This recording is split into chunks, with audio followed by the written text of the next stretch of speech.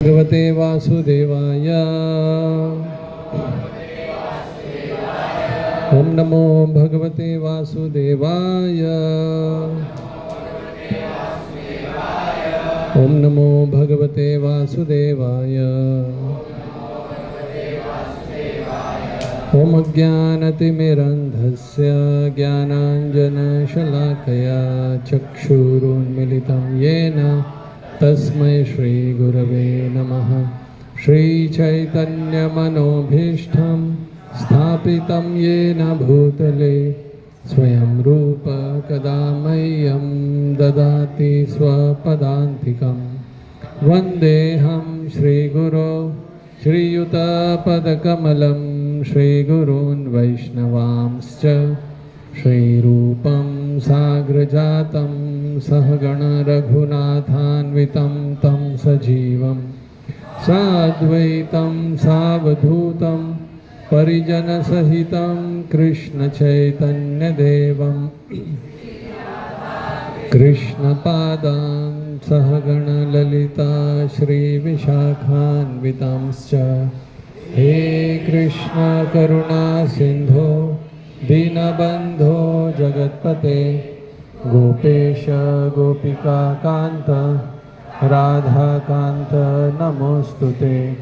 तप्त कांचन गौरांगी राधे वृंदावनेश्वरी वृषभानुसुते देवी प्रणमामि हरिप्रिये। वाञ्छाकल्पतरुभ्यश्च कृपा सिन्धुभ्यैव च पतितानां पावनेभ्यो वैष्णवेभ्यो नमो नमः। जय श्री कृष्ण चैतन्य प्रभु नित्यानंद अद्वैत गदाधर श्रीवासादि गौर भक्तवृंद। हरे कृष्णा कृष्णा कृष्णा हरे हरे हरे राम राम राम हरे हरे। हरे कृष्णा कृष्णा कृष्णा हरे हरे हरे राम राम राम हरे हरे। हरे कृष्णा कृष्णा कृष्णा हरे हरे हरे राम राम राम हरे हरे। हरे कृष्णा। तो आप सभी भक्तों का हार्दिक स्वागत है। मेरे अनुमान से पिछला जो हमारा प्रवचन हुआ था वो 10 अगस्त को हुआ था। उसके बाद बहुत कुछ हो गया ना, जन्माष्टमी हो गई, फिर राधाष्टमी हो गई, एक गैप हो गया, ग्रहण आ गया, और आज 14 सितंबर है। और 10 अगस्त को जो मेरे नोट्स में था कि प्रभुपाद की 60वीं वर्षगांठ थी, वो भारत से शिप पे जहाज पे निकले थे, और आज जो दिन है वो अमेरिका पहुंच गए। मतलब 35 दिन का हमारा भी गैप हो गया। मगर इतना ही है कि उनकी कृपा से हम भक्तों के संग में ही रहे। तो आज का श्लोक वही 10 अगस्त से आगे कंटिन्यू करता हूँ। 11वें स्कंद में अध्याय 15, अध्याय का शीर्षक है भगवान श्री कृष्ण द्वारा योग सिद्धियों का वर्णन। श्लोक क्रमांक 19। मयि आकाशात्मनि प्राणे मनसा घोषम उद्वहन तत्रोपलब्धा भूतानां हमसो वच शृणोति असो। वह शुद्ध जीव जो मेरे भीतर होने वाली असामान्य ध्वनि पर साक्षात आकाश तथा प्राणवायु के रूप में अपना मन स्थिर करता है, वह आकाश में सारे जीवों की वाणी का अनुभव कर सकता है। ब्रह्मा जी जब उनका जन्म हुआ, जब भी हुआ, तो भागवत में ऐसा वर्णन आता है ब्रह्मा जी का बैठने का स्थान कौन सा है और वो कमल कहाँ पे है? हाँ, कीचड़ में नहीं है कीचड़ में इस भौतिक संसार का कमल है। ब्रह्मा जी का कमल कहाँ है? भगवान विष्णु की नाभि पर है। तो वो नाभि पर जब वो कमल पर ब्रह्मा जी पहली बार जब आए तो भागवत में वर्णन आता है कि उनको समझ में नहीं आया कि मैं कौन हूँ, ये सब क्या है और मेरा कर्तव्य क्या है, मतलब फुली कंफ्यूज स्टेट। जैसे कभी कभी हम लोग सो के कभी अगर उठ जाएं, दूसरी नई नई जगह पे उठें, तो कभी कभी हम लोग भूल जाते हैं मैं ये कहाँ पर है, ऐसा। तो उन्होंने बहुत विचार किया तो उनको एक शब्द सुनाई दिया। किसी को पता है कौन सा शब्द था वो? तप। वो श्लोक में आया भागवतम में कि जैसे तालु से बोलने वाले जो ऐसा सब त, और ओंटों से बोलने वाले ओष्ट प, ऐसे दो शब्दों का तप आया। तो तप से संबंधित हमारे जो संस्कृत में एक शब्द आता है उसको वैराग्य भी बोलते हैं। और भक्ति में, या आप लोगों ने कभी, हम लोग कौन से वैराग्य के बारे में बात करते हैं, कुछ आइडिया? वैराग्य से संबंधित कुछ शब्द हम लोग सुना है कुछ किसी ने? कौन सा? स्मशान वैराग्य, गुड, वो भी है एक। और वैराग्य फल्गु वैराग्य सुना है किसी ने? और युक्त वैराग्य सुना है? तो युक्त वैराग्य, फल्गु वैराग्य, स्मशान वैराग्य में कॉमन क्या है? वैराग्य आज चिंता मत करिए, मैं कठिनाई नहीं दूंगा किसी को, मगर थोड़ा मैंने एक प्रवचन सुना तो उसके बारे में। तो ये जो शब्द के बारे में भगवान यहाँ पर बता रहे हैं कि शब्द सुनो, तो तप ब्रह्मा जी ने सुना, तो उससे वैराग्य के बारे में हम आज देखेंगे कि वैराग्य क्या है पहले तो, फिर ये समझेंगे कि युक्त वैराग्य क्या है और फल्गु वैराग्य क्या है। तो वैराग्य जो शब्द है ये एक, उसमें दो भाग आते हैं, वी और राग।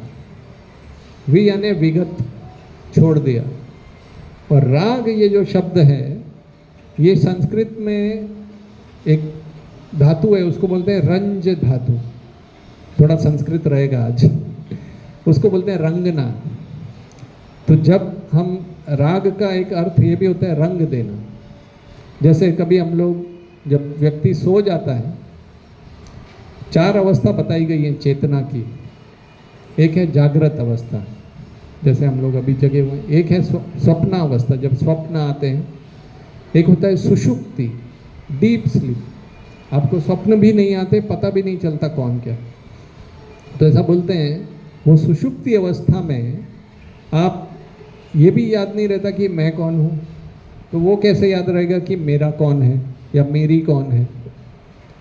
तो उस समय पे कोई रंग नहीं रहता है, चेतना पे कोई राग नहीं होता। जब हम उठ जाते हैं, जागृत अवस्था में आ जाते हैं, तो हमें याद आ जाता है ये मेरा है, ये मेरी है, ये मेरा है। तो वापस वो रंग चेतना पे चढ़ जाता है। तो ऐसा बताते हैं जैसे कोई सफ़ेद कपड़ा है, उसको आप जो रंग देना चाहो दे सकते हो। तो इसको एक साधारण सी परिभाषा बोलते हैं वैराग्य का। अच्छा, और कई लोग ऐसा वैराग्य के बारे में सुनते हैं। एक बार मैं कुछ समय के लिए नासिक में था, यहाँ बम्बई में आने से पहले, तो सब्जी खरीदने गया था भगवान के लिए, सेंटर में रहता था। तो वहाँ सब्जी वाला एक था, उसका ऐसा बड़ा बड़ा दाढ़ी था, जटाजूट, शिव जी का भक्त लग रहा था वो। तो मैं जैसे जा रहा था तो हम लोग तो पूरे साफ सफ़ेद, तो देख कर बोला महाराज बहुत कठिन है, मैं तो पहले नया नया था, मुझे समझ में नहीं आया क्या बोल रहा है वो। बोला आपने जो जीवन लिया है ना बहुत कठिन है। नहीं मैं बोल रहा हूँ, वो मुझे बोलने नहीं, मैं बोल रहा हूँ ना बहुत कठिन है। मैंने बोला हर चीज़ का एक प्रोसेस होता है, प्रैक्टिस होती है, तरीका होता है, क्रिकेट सीखना पड़ता है। तो वो प्रैक्टिस करेंगे तो आप, तो उसको उस समय बोला मैं सब कर चुका हूँ, नहीं संभव है ऐसा बोला। तो इसलिए कई लोग बोलते हैं कि वैराग्य करना तो चाहते हैं, मगर अक्सर हो क्या जाता है कि जैसे आपने सुना हुआ है, न माया मिली न राम। समझ में आया आपको? कि न तो पूरा इस संसार में डूब भी पाए, पूरा भोगों में लिप्त भी नहीं हो पाए, पूरे गीले भी नहीं हुए, और न तो इस संसार के पार भव सागर के पार भी ना जा पाए। आधे गीले हो गए, ऐसा लगा क्या नहा लिया, काक स्नान बोलते हैं उसको। अच्छा, तो भक्ति संदर्भ में जीव गोस्वामी ने 6 संदर्भ लिखे हैं। उसमें एक अलग अलग नाम है, परमात्मा संदर्भ, ये संदर्भ। उसमें भक्ति संदर्भ में वो वैराग्य की परिभाषा देते हैं, डेफिनेशन। तो बोलते हैं, मेरे पीछे पीछे दोहराइएगा। विषयिणः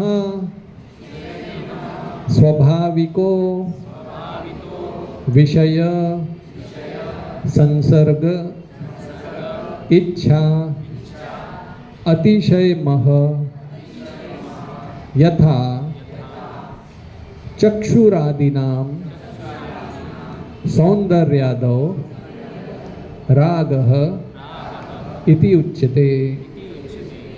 तो बताते हैं कि विषयिणः, जैसे कोई विषयिणा मतलब जो इंद्रिय तृप्ति में इंटरेस्टेड व्यक्ति है, विषयी के लिए जैसे विषय वस्तु जो हैं उसमें स्वाभाविको संसर्ग इच्छा, जैसे आँखों के लिए रूप, जीवा के लिए स्वाद, पनीर बटर मसाला या जो भी, तो उसमें जो आसक्ति होती है, विषय संसर्ग इच्छा अतिशय आसक्ति होती है, तो उसको बोलते हैं राग, आकर्षण।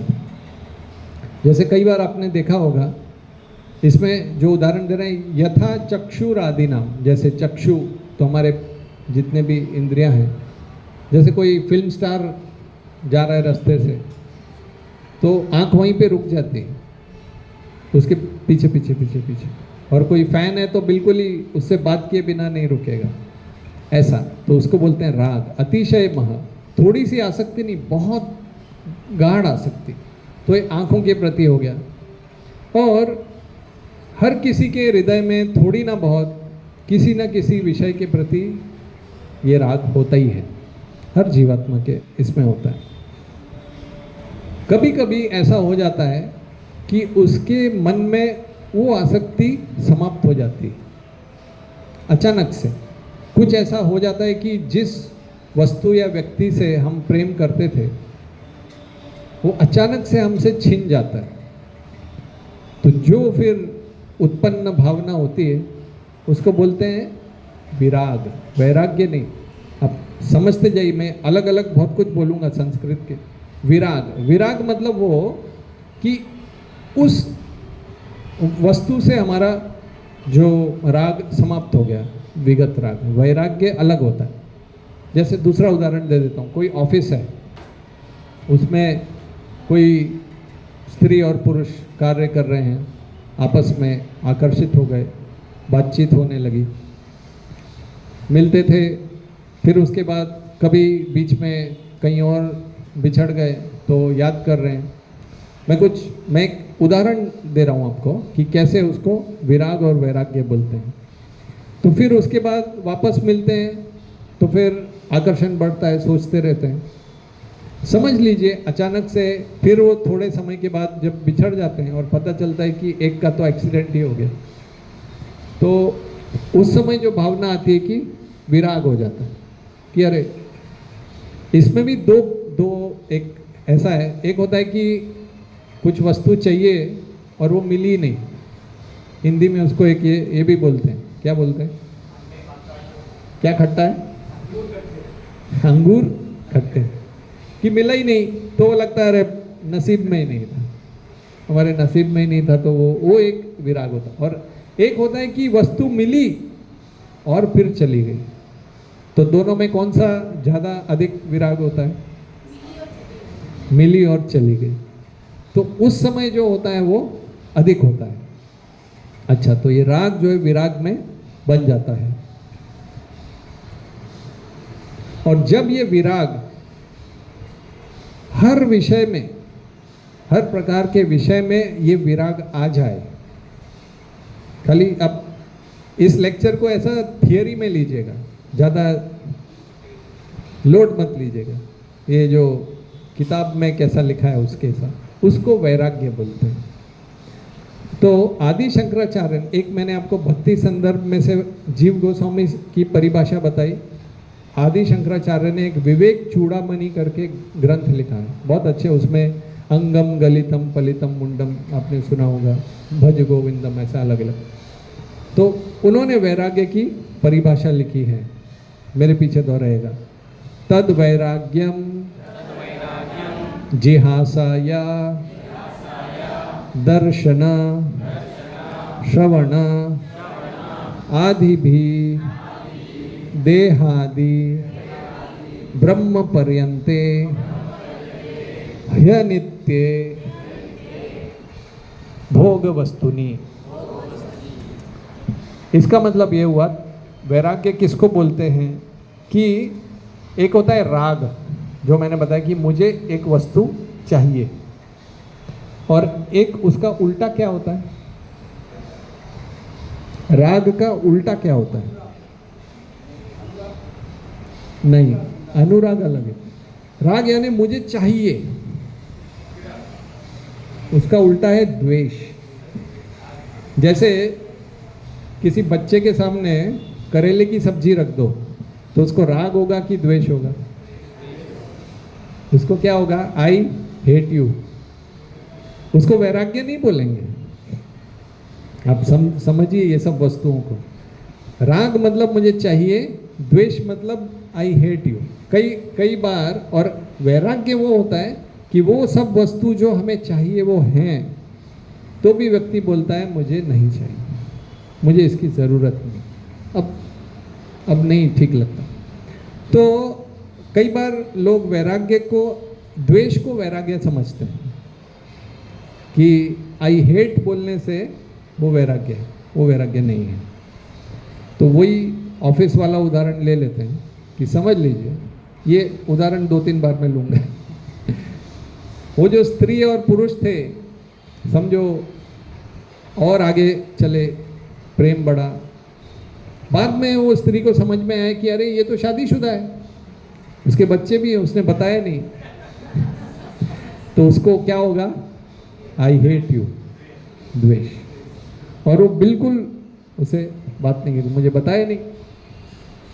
तो ऐसा जब चलेगा, उसको क्या बोलेंगे? द्वेष बोलेंगे। और जैसे जैसे बहुत समय बीत जाएगा, तो आई हेट यू के बाद समझो बहुत वर्ष बीत गए, 10 साल बीत गए, तो वो आई हेट यू बदल जाएगा आई डोंट केयर। वो कौन है, कहाँ है, क्या कर रहा है, मुझे कुछ, आई डोंट केयर। तो उसको बोलेंगे विराग। क्यों विराग, वैराग्य नहीं बोलेंगे? क्योंकि वो एक व्यक्ति में आसक्ति गई है। नहीं तो ऐसे ही रहता है, एक आप ये नहीं तो दूसरा मिलेगा, दूसरा नहीं तो तीसरा मिलेगा। आशा बनी रहती है अक्सर। तो इस तरह से, तो ये यहाँ पे बोल रहे हैं आदि शंकराचार्य की, दर्शन, दिखने वाला सुख, जो भी हमको दिखता है, जैसे पनीर बटर मसाला आपको दिखा बढ़िया, या मैं कभी ट्रेन में आप अगर जाते हो तो कोई स्टेशन पे वो छोले भटूरे मिलते हैं, भटूरा खाया आप लोगों ने? कैसा सॉफ्ट रहता है। या पूरी और आलू की सब्जी, ऐसा अलग अलग भोग आप सोच लीजिए। तो वो दर्शन एक होता है, श्रवण, सुनने का सुख होता है। जैसे कोई सुना होगा कि नाइग्रा, अमेरिका में एक फॉल्स है, नाइग्रा फॉल्स, बहुत सुंदर है, ऐसा इतना सारा पानी गिरता है। तो सुन के ऐसा लगता है जाना चाहिए, देखना चाहिए, तो उसको श्रवण का सुख बोलते हैं। या फिर वेदों में लिखा हुआ है कुछ, स्वर्ग में बताते हैं कि वो जो एरिया है ये जो संसार है उसको बोलते हैं कर्म योनि, स्वर्ग को बोलते हैं भोग योनि। तो यहाँ पे व्यक्ति कर्म करता है, मेहनत करता है या गलत कार्य करता है, तो या तो भुगतने के लिए नीचे जाता है, वो एक नेगेटिव भोग हो गया, और ऊपर जाता है। और पूरा वहाँ पे जो है, वहाँ पे जो शास्त्र चलता है वो भोग के हिसाब से चलता है। सुंदर शरीर रहता है और वर्णाश्रम का इतना कुछ नियमों का पालन नहीं होता है, और सब कुछ बढ़िया ही बढ़िया। तो शंकराचार्य, ये जो श्रवण आदि भी, ये बृहस्पति जी ने एक शास्त्र चलाया वहाँ पे, तो भोग योनि है। तो मनुष्य कर्म योनि है, और उसमें बताते हैं, उसमें भी जो 84 लाख योनियाँ आपने सुनी है, अलग अलग पशु पक्षी जंतु मछली कीड़े पेड़, उसमें से एक ही योनि को कैरियर बनाने की चिंता है। पुरुषों को, पहले पुरुषों ने वो भार उठाया था, अभी स्त्रियों ने भी उठा लिया है कैरियर। देव स्वर्ग में कोई कैरियर वेरियर बनाना नहीं है आपको, बस सब मिलता रहेगा आसानी से, नो टेंशन। तो पहले तो ऐसा होता था कि सब लोग इसमें सोचते थे। तो इसमें बताया गया है कि देहादि ब्रह्म पर्यंत, जब अपने शरीर से लेकर ब्रह्मा जी के लोक तक, ब्रह्मा जी का बोलते हैं सबसे हाईएस्ट लेवल का भोग है, सबसे ऊंचा में ऊंचे में ऊंचा। हम लोग तो कुछ नहीं है उसके सामने जो एंजॉय करते।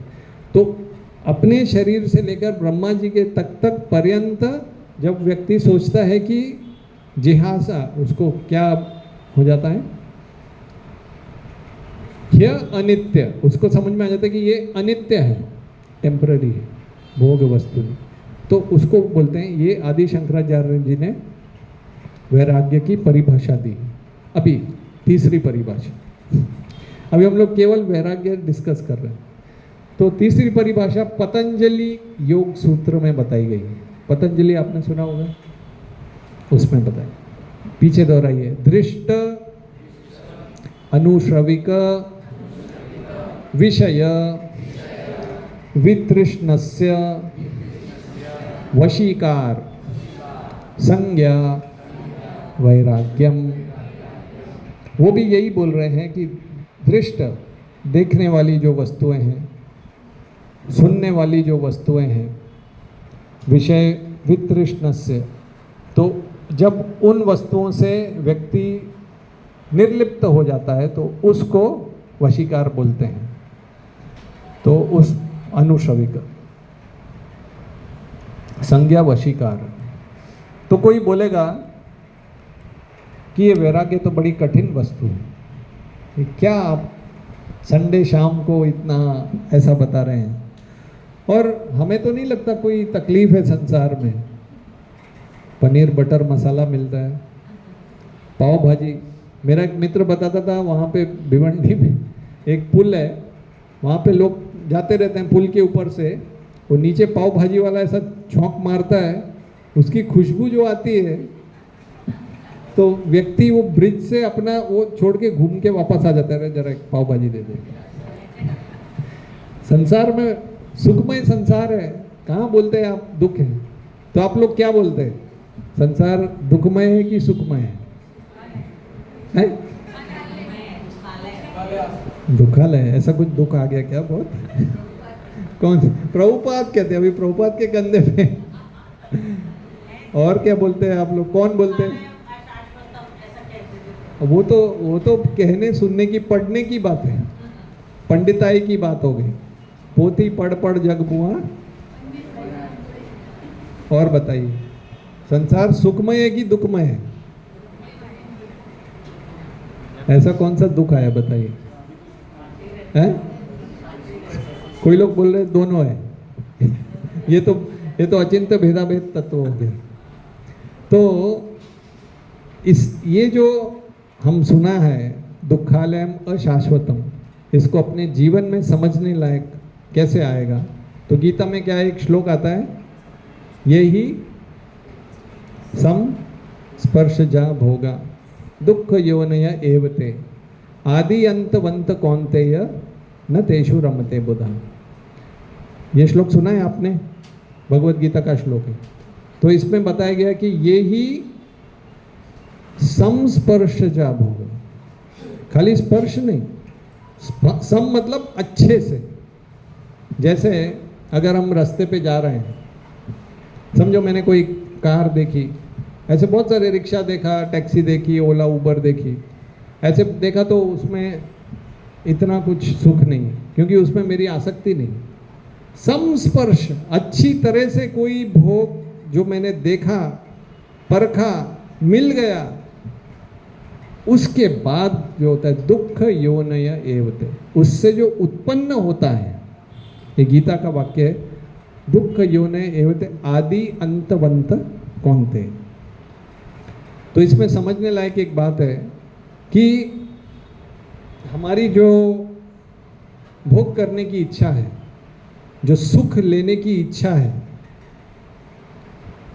वो जैसे वो सबसे ऊंची बिल्डिंग कौन सी है दुनिया की? आईफिल टावर तो छोटा सा है, बुर्ज खलीफा, वो दुबई में है ना। तो सबसे ऊंची आपने कोई बिल्डिंग अगर देखी हो तो वो मन में ले आइए, उतनी हमारी भोग करने की इच्छा है। मैं इच्छा के बारे में बात कर रहा हूं। और हमारे शरीर और हमारे मन की जो क्षमता है, जो कैपेसिटी है, वो इतनी है।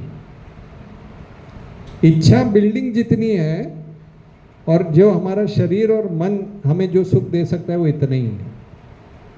अब कर लो, संभव है, शरीर इतना ही सुख दे सकता है और इच्छा उतनी है, क्योंकि वो वेदों में वाक्य आता है आनंदमयोभ्यासात्। हम कृष्ण के अंश हैं, तो आत्मा की क्षमता और इच्छा आनंदमय रहने की, नित्य। चैतन्य महाप्रभु क्या बोलते हैं? आनंदाम बुद्धि वर्धनम। आनंद, अम्बुद्धि मतलब सागर, तो आनंद का सागर बढ़ रहा है। एक तो पहले तो सागर जितना सुख मिलता नहीं है, तो इसको आध्यात्मिक सागर, तो ऐसा। तो और एक उदाहरण दे दें, चलो प्रैक्टिकल उदाहरण। ये सब कई बार आप किसी होटल या इसमें अगर गए हो तो कुछ ऐसा प्लेट मिलता है, 500 रुपया दे दो या 1000 रुपया दे दो, जो खाना है खाओ। अपना इधर इसमें है गोविंदा में मैं आपको अभी क्या है ना, अपना ऑनलाइन भी जाता है। गोविंदा में कितना आप जो एक दे दो, फिर आपको जितना लेना है ले लो, मगर वो भी चालाक लोग हैं, वो 10 प्रकार का तो पीने का कुछ लाएंगे, मालूम है? ये जूस वो जूस देख के एकदम रंग बिरंगा लाल वाटरमेलन ये वो। तो उसके बाद क्या होता है? पेट भर जाता है और व्यक्ति क्या सोचता है कि मैंने दिया तो 500 रुपया 1000 रुपया और खाया केवल 100 रुपये का है, इससे अच्छा तो घर पे बना के खा लेता था ऐसा वो सोचता है। तो ये क्योंकि हमारी इच्छा तो ये है, क्योंकि पहले समझ लो उसने पिज़्ज़ा खाया, फिर उसके बाद उसको लगा अभी आगे ढोकला भी है, फिर उसने बहुत खा लिया, फिर सोचा कि अरे गुलाब जामुन ले लेते हैं, खाया उसने गुलाब जामुन भी भर के, बाद में पेट तो पूरा भर गया, बाद में उसको पता चला अरे आइसक्रीम भी है। ओरे कौन कौन सा आइसक्रीम होता है? फेवरेट किसका किसका कौन सा है? अलग अलग बिस्कॉच और क्या क्या होता है। तो उसको अभी इच्छा ये नहीं हुई है, समाप्त नहीं हुई है, मगर शरीर समाप्त हो गया उसका। अच्छा उतना ही नहीं, ये तो इधर दुख समझ में आया, आज मैं काफ़ी कुछ लेने वाला हूँ। उसके बाद घर पे जाने के बाद जो पेट में गुडुरगु होती है, वो अगला दुख, रात भर आवन। मुझे याद ऐसे तो मैं कितना एक बार एक किसी हमारे ब्रह्मचारी के घर पे गया मैं, तो मेरी मम्मी ठीक ठाक ही बनाती थी, कुछ कुछ मम्मियाँ बहुत अच्छा बनाती। उसने माता जी ने आलू पराठे बनाए थे। मैंने तो बोला पानी कहाँ है।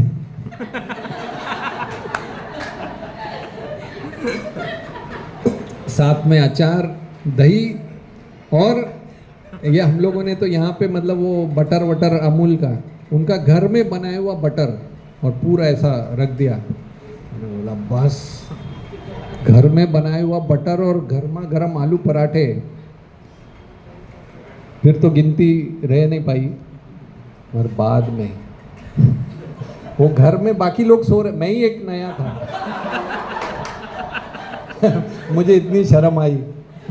बाकी लोग तो सो रहे थे, वो अपना नॉर्मल, उनके लिए नॉर्मल था शायद आलू पराठा। मेरे लिए मैं ये हर 1 घंटे में बार बार बाथरूम, टॉयलेट, क्योंकि पिताजी पूछ रहे हैं इनको कुछ प्रॉब्लम है क्या। मतलब अभी क्या बताऊँ, आलू पराठे इतना, ऊपर से इतना मक्खन खा लिया। तो ये तो संस्पर्श होने के बाद यही संस्पर्श जब होगा आगे दुख उसमें से बन जाता है। तो इसमें से एक 3 चीज समझ सकते हैं। हमारे शरीर की एक क्षमता है, नंबर 1। जो भोग है, जिनका हम भोग करते हैं, उनकी भी एक सीमित क्षमता है, उनकी भी एक ये है।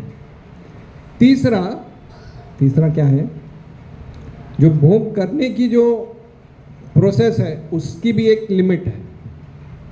तो 3 लिमिट है। तो जैसे आपको बोला जाए कि आपको अनलिमिटेड सुख देंगे, मिल जाएगा, मगर थोड़ा दुख भी मिलेगा, तो आप पहले दुख लेना चाहेंगे कि पहले सुख? सुख अनलिमिटेड मिलेगा, पहले थोड़ा दुख मिलेगा। क्या आप कौन सा पहले लेंगे? सुख लेंगे पहले, अनलिमिटेड सुख, या पहले वो दुख तो वो है उतना आपके हैं? अक्सर लोग ऐसा ही सोचते हैं। भागवतम में भी ऐसी कहानी आती है। एक नृग करके राजा थे, वो बहुत दान दक्षिणा करते थे, कई लाखों गायें देते थे ब्राह्मणों को। सुनिए आप लोगों ने कथा, किसी ने नहीं सुनी? तो एक ब्राह्मण को 10,000 गाय दान दे दी।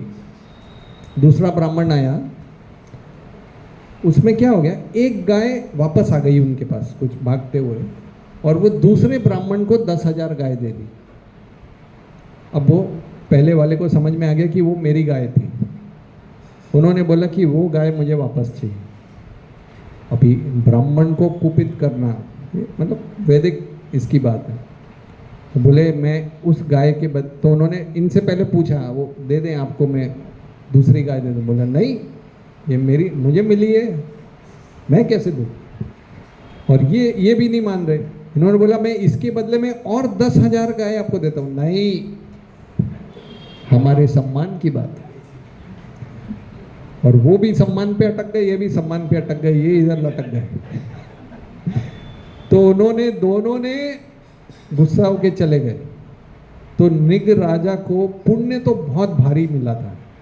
जब उनकी देहांत हुआ तो यमराज ने उनको पूछा कि आपका पुण्य तो बहुत भारी है, आपको करोड़ों लाखों अरबों जन्मों के लिए स्वर्ग में मिलने वाला है, पर एक ये अपराध हो गया था, तो आप पहले आप दुख लेना चाहेंगे कि पहले? तो साधारण व्यक्ति ऐसे ही बोला, जैसे करेले की सब्जी आप थोड़ी खानी पड़ेगी और गुलाब जामुन, आप करेला बाद में खाएंगे या गुलाब जामुन बाद में खाएंगे?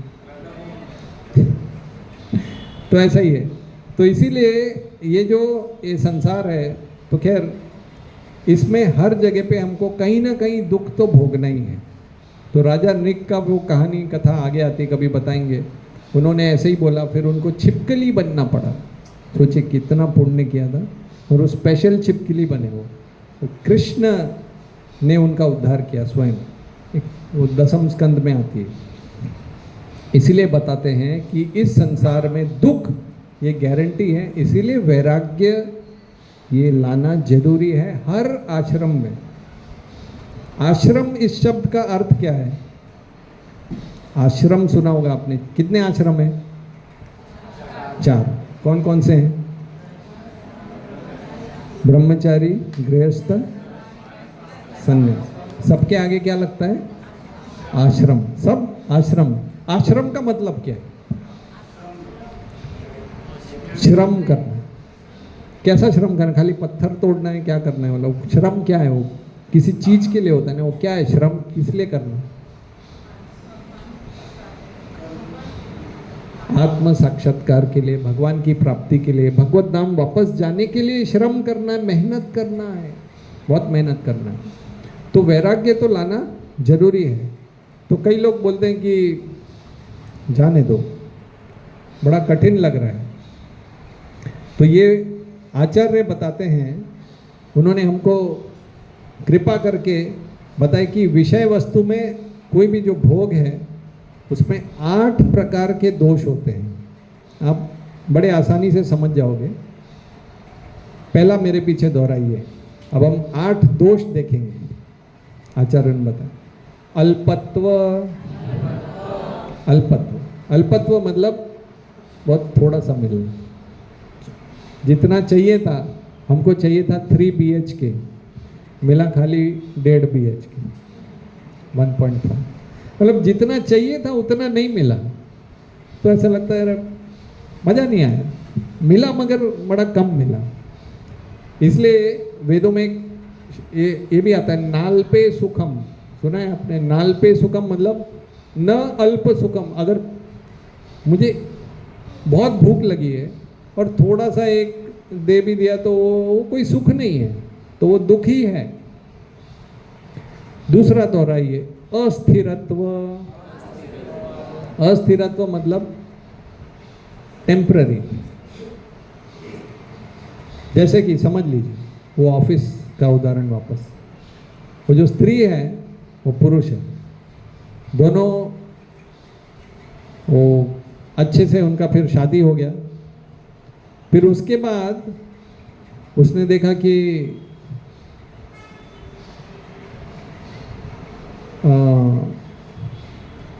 अस्थिरत्व, कि इसका स्वभाव तो ठीक नहीं, बहुत क्रोध करता है।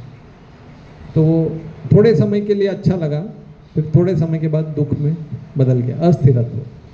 तीसरा बोलिए, असमयत्व। समझ में आया? पहला क्या था? अल्पत्व। दूसरा अस्थिरत्व। तीसरा असमयत्व। गंजे को मिली कंगी। कई लोग अभी बाल निकल गया, अभी कंगी क्या करना है? तो ऐसा है।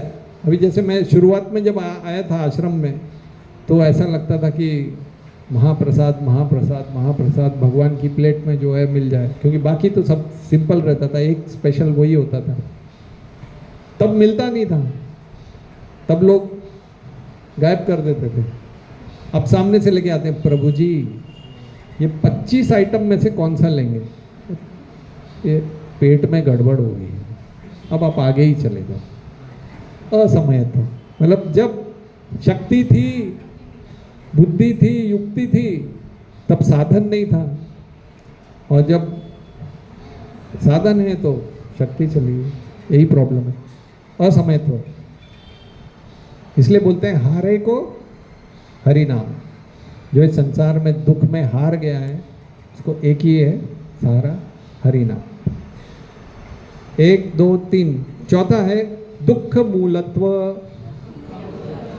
दुख मूलत्व मतलब विषय वस्तु जो हमें चाहिए थी, उसको पाने के लिए, बड़ा घर लेने के लिए कितनी मेहनत करनी पड़ती। इतना दुख होता है, इतना दुख होता है कि व्यक्ति परेशान हो जाता है। मूल में उसका दुख रहता है। 11वें स्कंद में अवंती ब्राह्मण की कथा आती है। वो बोलते हैं, बताते हैं श्लोक में कि धन के बारे में श्लोक है, अर्थस्य साधने सिद्धे उत्कर्षे रक्षणे व्यये। धन को साधना मतलब वो पाने के लिए दुख है, जब मिल जाता है तो दुख है, उसको बढ़ाने के लिए दुख है, उत्कर्ष है, रक्षण है, उसकी रक्षा करने के लिए दुख है, जब वो उसका नाश हो जाता है धन का तो दुख होता है। नाश उपभोग, जब उसको खर्चा करते हैं तो भी दुख होता है। मुझे याद है जब मैं दिवाली पे पटाखे जलाता था तो मेरे पापा कान में आके बोलते थे, क्या बोलते थे मालूम है? बोलते थे ये 100 रुपए की नोट जल रही है, ये याद रखो। मतलब ये मेरे खून पसीने की कमाई तुम आग लगा रहे हो, आग, इससे अच्छा कुछ खा लेते। तो ये जो अर्थ से, तो दुख मूलत्व, त्रासस चिंता, ऐसा। ठीक है, अगला बोलिए दुख मिश्रत्व। एक हो गया कि धन मिलने में या मकान मिलने में मूल में दुख है, और ये है कि दुख वो मिलने के बाद भी दुख मिला हुआ है, कि जैसे कि वो वस्तु पाने के बाद वो जो, जैसे वो शादी हो गई ऑफिस में, तो वो देखते कि ये तो शुरुआत में तो अच्छा दिख रहा था मगर बाद में अच्छा स्वभाव नहीं, दुख मिश्रत्व। आगे दुख उदरकत्व। उदरकत्व, दुख उदरकत्व मतलब एक तो हुआ दुख मिश्रत्व। ठीक है, थोड़ा स्वभाव अच्छा नहीं है, थोड़ा गुस्सा वाला है तो हम चला लेंगे। उदरकत्व मतलब लास्ट में केवल दुख और दुख। जैसे कि शुरुआत में देखा अच्छी जॉब है लड़के की, हेल्थ वेल्थ भी अच्छी है, अच्छा कमाता है, घर भी है, परिवार भी अच्छा है। विवाह होने के कुछ समय बाद सारे बाल ही उड़ गए, तबीयत भी डाउन हो गई, जॉब भी छूट गई, मकान भी चला गया, कुछ बचा ही नहीं, स्वभाव भी ठीक नहीं, तो लास्ट में केवल दुख। तो ये हो गए पहले 6। ये हर किसी को समझ में आते हैं, आप लोग को भी समझ में आ गया होगा मैं जो बोल रहा हूं। 2 आगे वाले आने वाले 2 हैं, वो केवल जो आध्यात्मिक व्यक्ति है वो समझ सकता है। आगे बोलिए देहाभिमान मूलत्व।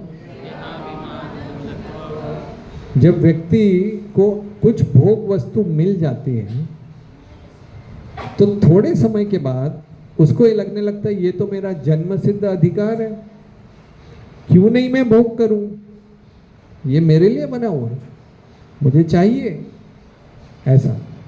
तो उससे क्या होता है कि एक प्रकार का अहंकार आ जाता है, कि व्यक्ति सोचता है कि मैं इसका, ये मेरा उत्तरदायित्व है, जन्म सिद्ध अधिकार है। यहाँ पे हमारे शरीर से शुरुआत करके जो भी है वो हमने गिरवी लिया हुआ है, हमको दिया गया है। सांस, पानी, हवा से लेकर अन्न, अनाज, एक चावल का दाना भी फैक्ट्री में नहीं बनता है, ऐसा। अगला है आखिरी, ब्रह्मानंद अनुभव विरुद्धत्व। विरुद्धत्व, ब्रह्मानंद अनुभव विरुद्धत्व मतलब जो आध्यात्मिक व्यक्ति है वो इतने सारे 6-7 दुखों को तो देख ही लेता है, समझ भी लेता है, आखिर में उसको पता चलता है कि मैंने केवल अपने समय को बर्बाद कर दिया। जब मैं ब्रह्म का आनंद ले सकता था, आत्म साक्षात्कार कर सकता था, भगवान की भक्ति कर सकता था, मैंने अपना जीवन बर्बाद कर दिया, वेस्ट कर दिया। तो ये बोलते हैं, तो उसमें तो ये दोष दर्शन करना, ये 8 प्रकार का दोष दर्शन है। तो आचार्य बताते हैं कि 4 प्रकार के वैराग्य होते हैं। पहला है, बोलिए, यतमान संज्ञक वैराग्य। यतमान मतलब कोशिश करता है। आपने गीता का एक श्लोक सुना होगा कि सततं कीर्तयन्तो माम यततंच दृढ़व्रता, कि भक्त लोग कीर्तन करते हैं सततम और यतंतश्च मतलब मेहनत करते हैं, दृढ़व्रता। तो वैराग्य की कोशिश शुरुआत करता है व्यक्ति, इतना सब सुनता है तो कोशिश करता है, तो ये वैराग्य की पहली अवस्था होती है। तो उसमें भी कैसा होता है कि ऐसा ज़रूरत नहीं कि खुद ही सब दुख अनुभव करके देखना है। जैसे कई बच्चे अपने माता पिता को बोलते हैं कि आपने तो मजा किया होगा, फिर उसके बाद अभी भक्ति चालू करी, तो हमको भी तो ऐसा जरूरी है कि अगर हम पैर पे कुल्हाड़ी मार के ही जब कटेगा दुखेगा तभी समझ में आना चाहिए। हम भी नहीं तो यही सोचते हैं लोग, ड्रग्स लेंगे करेंगे सीखेंगे तब बहुत समय बहुत हो जाएगा। तो कुछ है कि लोगों को देखकर समझ लो, कुछ सुन के समझ लो, पड़ोसी को देख लो कि भाई कितनी तकलीफ हो रही है उसको, तो उससे सीख लो, समझ लो। कुछ अपने सगे संबंधियों को देख लो, क्या क्या कैसे कैसे वो फंस रहे हैं माया में। तो जब तक हम ये 8 दोषों को नहीं देखेंगे, मेहनत नहीं करेंगे समझने की, तब तक हम ये राग और द्वेष, आसक्ति, I love you, I hate you, घड़ी का पेंडुलम होता है ना, ऐसे ऐसे 2 राग द्वेष में चलते रहेंगे। तो ये बहुत महत्वपूर्ण है। तो इसीलिए दोष दर्शन देखना चालू कर देना चाहिए। पहले कम से कम कि खुद के जीवन में एनालाइज कर सके कि ये वस्तु, अमुक वस्तु मुझे ज़्यादा आकर्षित करती, तो उसको थोड़ा थोड़ा छोड़ने का कोशिश करो। तो ये हो गया यतमान संज्ञक वैराग्य। दूसरा, 4 प्रकार के वैराग्य होते हैं अलग अलग। दूसरा है व्यतिरेक संज्ञक वैराग्य। तो उसमें ऐसा होता है कि धीरे धीरे जो भी आकर्षण है, समझो पुरुष का स्त्री में आकर्षण है, स्त्री का पुरुष में है, छूट गया, मगर खाने के प्रति आकर्षण है, बोले अभी तक, मतलब वो कैसे छोड़ेंगे? तो अभी भी पूरा वैराग्य नहीं हो गया कि मेन छूट गया, कुछ बाकी है, तो उसको बोलते हैं व्यतिरेक संज्ञक वैराग्य। आगे का तीसरा एकेंद्रिय वैराग्य। एकेंद्रिय वैराग्य मतलब यतमान हो गया, कोशिश करी, व्यतिरेक हो गया कि कुछ कुछ छूट गया, कुछ अभी भी बाकी है।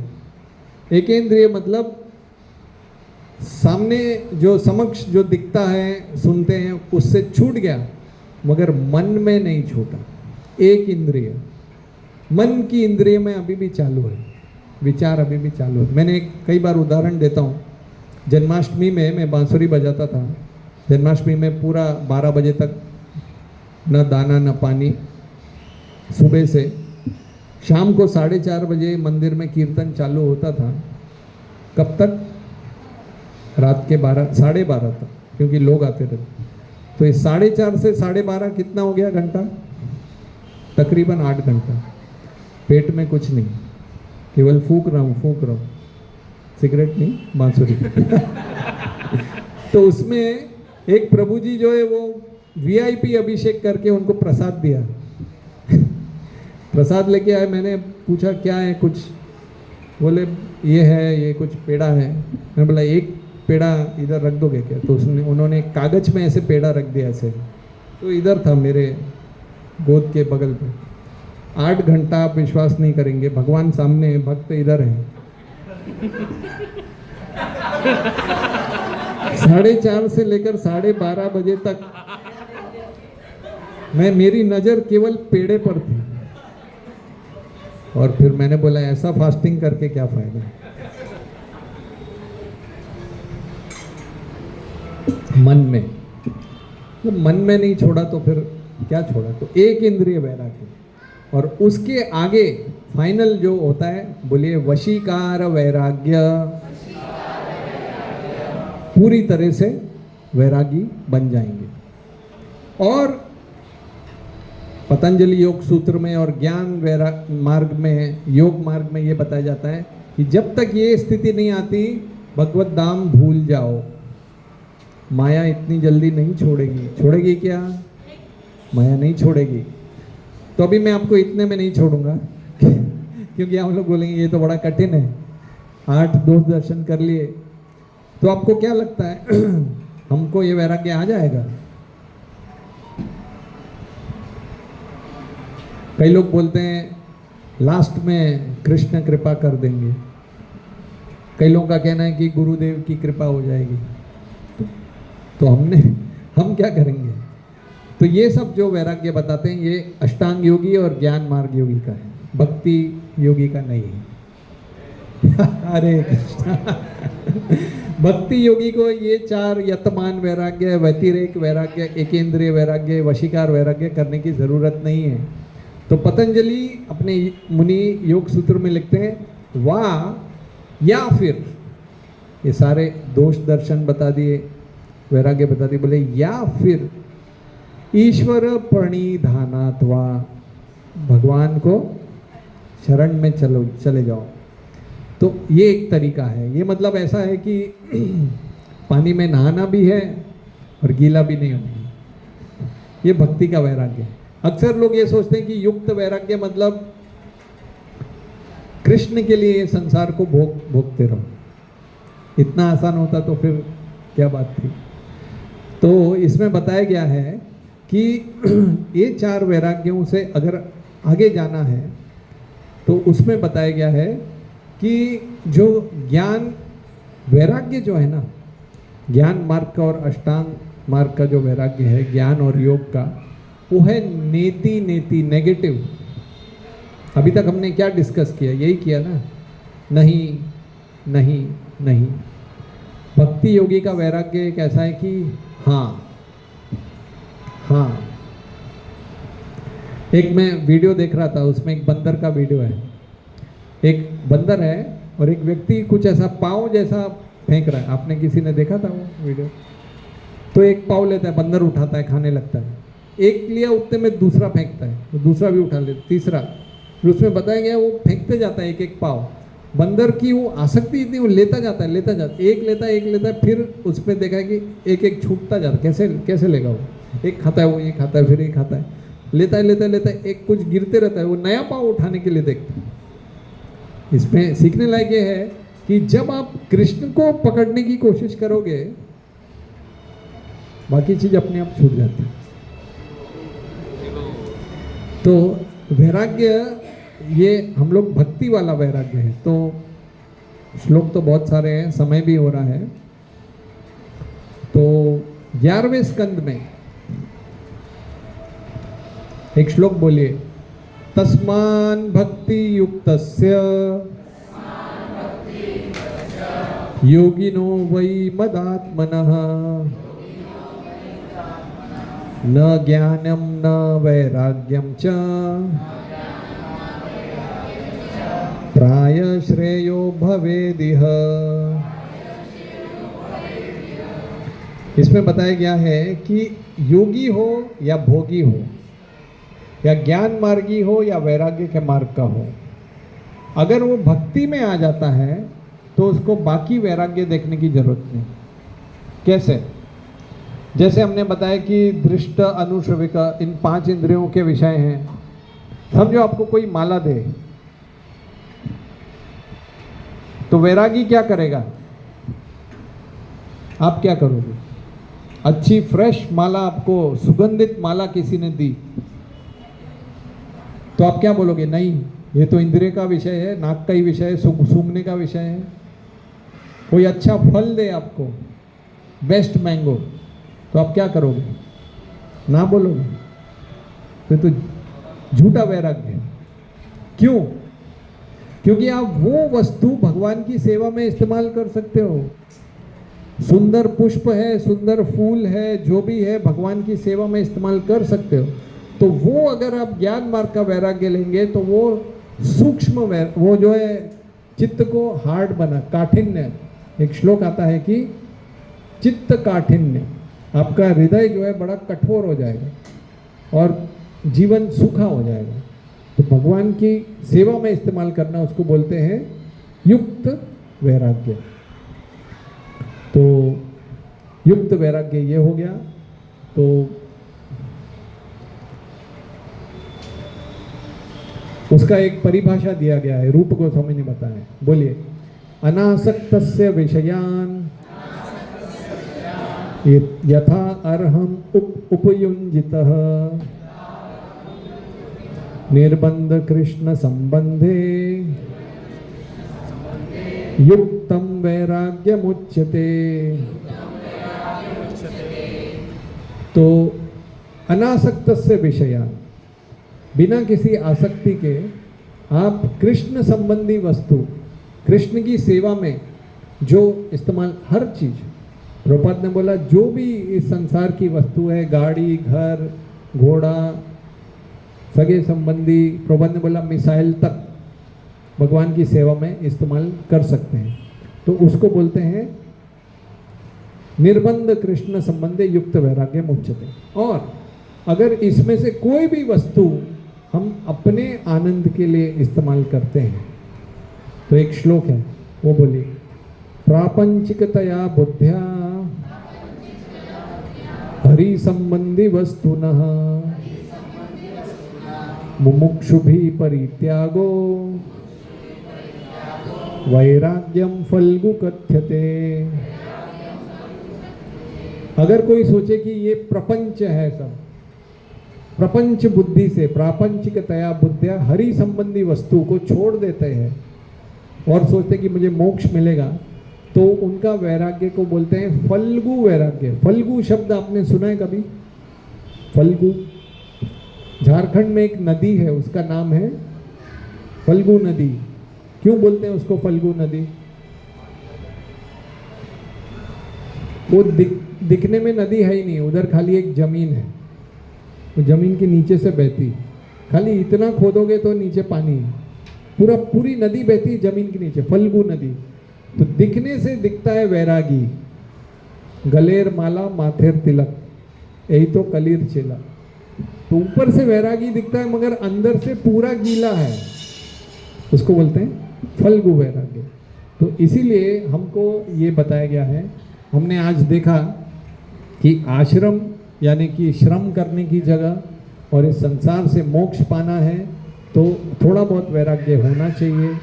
तो हमने वैराग्य की परिभाषा देखी कि राग यानी रंग, और इस रंग से हम गहरी निद्रा में छूट जाते हैं, मगर उससे हमें ऊपर आना जरूरी है। तो हमने देखा कि 8 प्रकार के दोष होते हैं, उसमें भी भक्ति अगर आप करेंगे तो उसको युक्त वैराग्य बोलते हैं, और अपने लिए करेंगे आत्मेंद्रिय प्रीतिवांछा तारे बोली काम, कृष्णेंद्रिय प्रीतिवांछा धरे प्रेम नाम। कृष्ण को संतुष्ट करने के लिए जो करेंगे उसको बोलते हैं प्रेम, और अपने लिए जो करेंगे वो काम।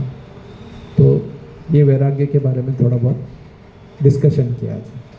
हरे कृष्णा कृष्णा कृष्णा हरे हरे, हरे राम राम राम हरे हरे। हरे